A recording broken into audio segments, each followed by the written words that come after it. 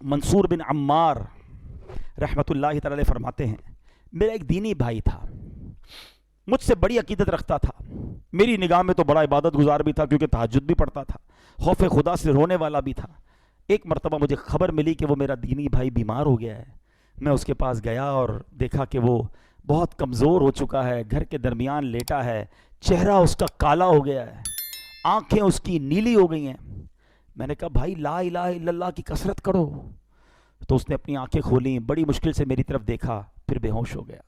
میں نے دوبارہ اسے کہا لا الہ الا اللہ پڑھو، آنکھیں کھولیں، مجھے دیکھا، پھر دوبارہ آنکھیں بند کر لی۔ اب میں نے سختی سے اس کو کہا کہ لا الہ الا اللہ پڑھو، کلمہ پڑھو، میں نہ تجھے غسل دوں گا، نہ تجھے کفن پہناؤں گا، نہ تیرا جنازہ پڑھوں گا، کیونکہ وہ بہت کلوز تھا آپ سے۔ تو بندہ پتہ کیا کہتا ہے؟ کہتا حضور میرے اور کلمے کے درمیان رکاوٹ کھڑی کر دی گئی ہے۔ میں نے کہا لا حول ولا قوت الا باللہ، تیری نمازیں کدھر گئیں؟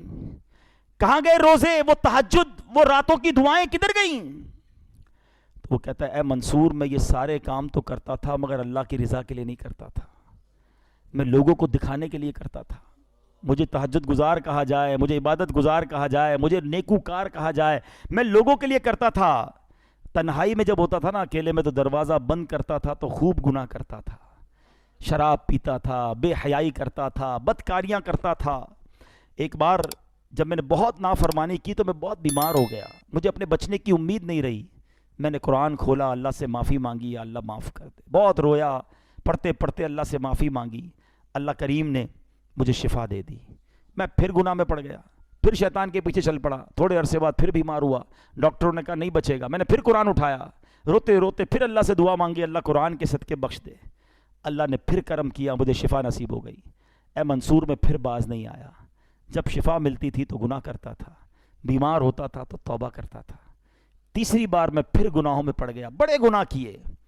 اب جب پھر اللہ تعالیٰ نے بیمار کیا، پھر میں پریشان ہوا، اب قرآن اٹھایا تو قرآن کا ایک لفظ میری زبان سے ادا نہیں ہو رہا، میری زبان پر لاک لگا دیا گیا ہے، میں قرآن نہیں پڑھ پا رہا ہوں۔ اللہ کی بارگاہ میں نے کہا یا اللہ تو مجھ سے سخت ناراض ہے، اے اللہ مجھے معاف کر دے۔ کہتا ہے منصور مجھے غیب سے آواز آئی کہ جب تو بیمار ہوتا ہے تو توبہ کرتا ہے، جب تندرست ہو جاتا ہے تو گناہ کرنے لگ جاتا ہے، جب تکلیف میں مبتلا ہوتا ہے تو اللہ کو یاد کرتا ہے، روتا ہے، اور جب اللہ پاک تجھے نجات دیتا ہے تو پھر گناہوں میں پڑ جاتا ہے۔ کیا تجھے موت کا خوف نہ تھا؟ تو عقل رکھتا ہے، سمجھ رکھتا ہے، پھر بھی غفلت میں پڑا رہا۔ تو نے کتنی بار اللہ سے وعدہ کیا مگر ہر بار تو نے وعدے کو توڑ دیا۔ حضرت منصور کہتے ہیں وہ بتاتا جا رہا تھا، روتا جا رہا تھا، اور جب کہتے ہیں میں تو اس کے پاس سے اٹھ کر چل گیا کہ اب اس بندے کا اور کیا ہو سکتا ہے۔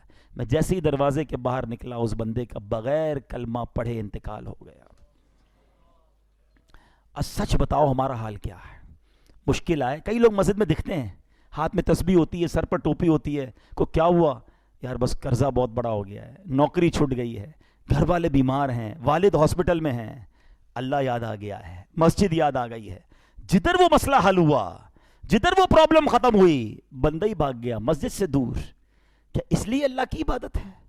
اللہ تمہیں اس لیے یاد آتا ہے کہ جب مشکل آئے تو رب یاد آیا، اور اللہ نے آسانی دی تو اسی کی ناراضگی والے کام مت کرو میرے پیارے اسلامی بھائیوں۔ ایسا خوشی میں بھی رب کے ساتھ رب کی رحمت کو پکارتے رہو، عبادت کرتے رہو، اور اگر کوئی تکلیف اور کوئی آزمائش آ جائے پھر بھی ہم اللہ کا در چھوڑ کے کدھر جائیں گے؟